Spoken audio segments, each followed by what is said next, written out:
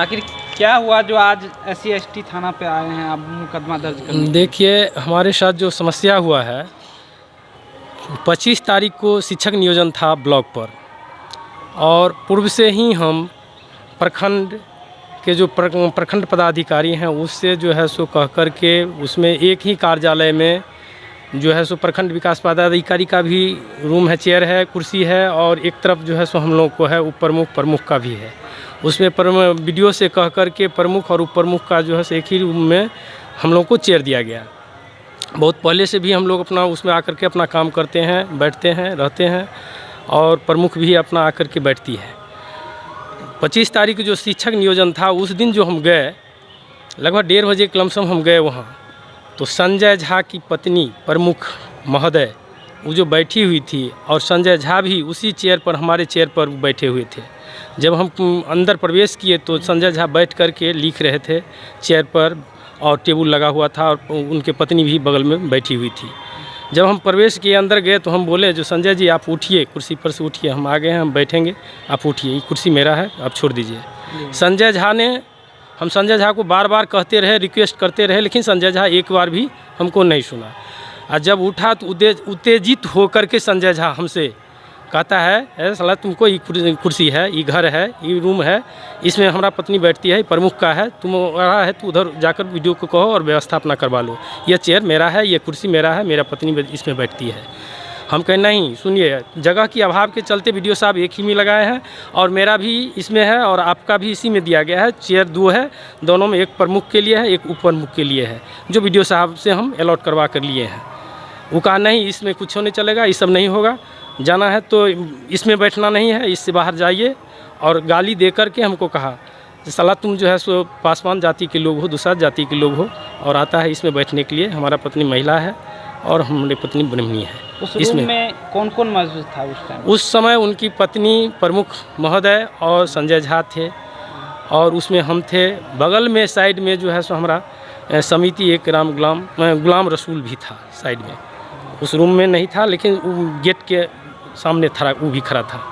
वो भी उनको रिक्वेस्ट किए हैं, वो भी उनको कहे हैं जो आप दे दीजिए कुर्सी, भाई खड़े हैं तो आप कुर्सी दे दीजिए। उस समय वही सब लोग सब थे। क्या कुछ लोग कह रहे हैं कि ये राजनीतिक मुद्दा है? राजनीतिक नहीं, इसमें कोई राजनीतिक नहीं है, इसमें कोई बात नहीं है, इसमें मान सम्मान की बात है। इसमें हम पासवान जाति से आते हैं, वो हमारे लिए कुर्सी नहीं छोड़े। हम बार बार रिक्वेस्ट करते रहे, हमको कुर्सी नहीं छोड़े। उत्तेजित होकर के अगर हम उससे ज़्यादा अगर करते तो वहाँ पर हमको मार लपड़ थप्पड़ भी लग सकता था। हमने अपना आप को कमज़ोर और महसूस कमज़ोरी समझे, जो अब हम इससे ज़्यादा बात करते हैं तो हमको यहाँ पर मारपीट भी लग सकता है। हम वहाँ से उठ के चल दिए, और हमारे साथी जो गुलाम रसूल था उनको कहे भाई चलो, और हम BDO की शिकायत करते हैं। जाकर के BDO साहब से हम लोग कहे, BDO साहब उस पर कहे ठीक है। क्या कुछ लोग कह रहे हैं कि ये राजनीतिक मुद्दा है? राजनीतिक नहीं, इसमें कोई राजनीतिक नहीं है, इसमें कोई बात नहीं है, इसमें मान सम्मान की बात है। इसमें हम पासवान जाति से आते हैं, वो हमारे लिए कुर्सी नहीं छोड़े। हम बार बार रिक्वेस्ट करते रहे, हमको कुर्सी नहीं छोड़े। उत्तेजित होकर के अगर हम उससे ज़्यादा अगर करते तो वहाँ पर हमको मार लपड़ थप्पड़ भी लग सकता था। हमने अपना आप को कमज़ोर और महसूस कमज़ोरी समझे, जो अब हम इससे ज़्यादा बात करते हैं तो हमको यहाँ पर मारपीट भी लग सकता है। हम वहाँ से उठ के चल दिए, और हमारे साथी जो गुलाम रसूल था उनको कहे भाई चलो, और हम BDO की शिकायत करते हैं। जाकर के BDO साहब से हम लोग कहे, BDO साहब उस पर कहे ठीक है, उसको हम बुलाते हैं। हम कहें क्या हम पासवान जाति के हैं इसलिए नहीं छोड़ा कुर्सी? क्यों नहीं? आखिर मेरा कुर्सी था तो क्यों नहीं मुझे कुर्सी दिया बैठने के लिए? कौन चीज़ समझ करके? या तू अपना में बाहुबली समझा, या कि अपना आपको और कुछ समझा, प्रमुख समझा, इसलिए हमको नहीं दिया कुर्सी? जब मेरा कुर्सी था, BDO साहब आपने लगाए तो मेरा कुर्सी था तो क्यों नहीं दिया? BDO साहब से यह भी हम प्रश्न किए कि क्या BDO साहब आप अगर हैं उस पर कुर्सी चेयर पर बैठे हुए, अगर उस कुर्सी पर हम बैठें तो आपको कैसा लगेगा? क्या आप अपना अंदाज़ा कर सकते हैं जब आपको कुर्सी पर हम बैठें? और जब मेरा कुर्सी आपने वहाँ लगा दिए तो उस पर जाकर उसको बैठने का क्या हक़ है? उसको नाजायज़ बात बोलने का क्या हक़ है? और शब्द बात बोलने का क्या हक़ है? हम इसलिए वो बोल रहा है जो पासवान जाति के लोग हैं, ये कुछ भी नहीं कर सकता है। हम दूर से आते हैं, आज 25 किलोमीटर दूर से कोशिश हम यहाँ आते हैं, या क्या उनको ये मने होता है जो इसको हम कहूँ कुछ रास्ता पेरा कुछ कर देंगे? कुछ भी हो सकता है। दुसाद मुसर है, ये कुर्सी पर बैठेगा, इस तरह की बात होगा? ये सब सोच करके जो इस तरह की मामला को लेकर आप कहाँ लिखित में दिए हैं? हम इस मामला के लेकर के हम DM साहब के यहाँ दिए हैं, कमिश्नर साहब के यहाँ दिए हैं, एसपी साहब के यहाँ दिए हैं। हम कल भी यहाँ आए हैं, SC/ST में दिए हैं, ST/ST आयोग को लिखे हैं, लोक जनशक्ति पार्टी रामविलास को लिखे हैं जी। इस सारे जगह जो हम दिए हैं जिला को। अगर आपके साथ न्याय नहीं होता है फिर आप तो इसके लिए हम धरना प्रदर्शन, इसके साथ हमारे साथ बहुत सारे सहयोगी लोग हैं जो हमारे साथ सहयोग करने के लिए तैयार हैं और हम लोग को साथ देंगे। अब भीम आदमी सब भी मेरे साथ, सारे के सारे लोग जवान खड़े हैं, पार्टी के आदमी भी हमारे साथ है, SC/ST के लोग हैं, कर्मचारी संघ के लोग हैं, सारे हमको मदद करने के लिए तैयार हैं, खड़े उतरने के लिए तैयार हैं। आंदोलन छिड़ जाएगा इस देश में अगर हमारे साथ इस तरह की व्यवहार किया गया है। इसको अगर सही से, आप एक जनप्रतिनिधि होकर आपके साथ ये जाति सूचक बात कही गई और जाति सूचक बात के तरीका से आपको व्यवहार किया गया, तो आम जनता के साथ भी होता है क्या? जी एकदम हो सकता है। जब हमारे साथ इस तरह की व्यवहार हुआ तो आम जनता को सोच सकते हैं जो वहाँ पर क्या हो सकता है। वह ब्राह्मणवादी है, वहाँ पर वो लोग ये सोचते हैं जो हम ब्राह्मण हैं, शक्तिशाली हैं, उनका बहुत सारे परिवी है, सोचता है ये लोग क्या कर सकता है, परिवी से हम इसको दबा देंगे, कभी भी कुछ कर सकते हैं। वास्तविक हम लोग गरीब लोग हैं, वहाँ के जो हैं वो प्रमुख हम लोग को भगवान के तरफ से या अपने कर्म के बल पर या अपने प्रतिष्ठा से हम लोग को मिला। लेकिन उन लोग को ये होता है जो पासवान जाति के लोग हैं, क्या कर सकता है, इस पर बैठे के क्या करेगा। लेकिन नहीं, वहाँ की जनता, वहाँ की हमारे समाज करने के लिए तैयार है, खड़े उतरने के लिए तैयार है। आंदोलन छिड़ जाएगा इस देश में अगर हमारे साथ इस तरह की व्यवहार किया गया है। इसको अगर सही से, आप एक जनप्रतिनिधि होकर आपके साथ ये जाति सूचक बात कही गई और जाति सूचक बात के तरीका से आपको व्यवहार किया गया, तो आम जनता के साथ भी होता है क्या? जी एकदम हो सकता है। जब हमारे साथ इस तरह की व्यवहार हुआ तो आम जनता को सोच सकते हैं जो वहाँ पर क्या हो सकता है।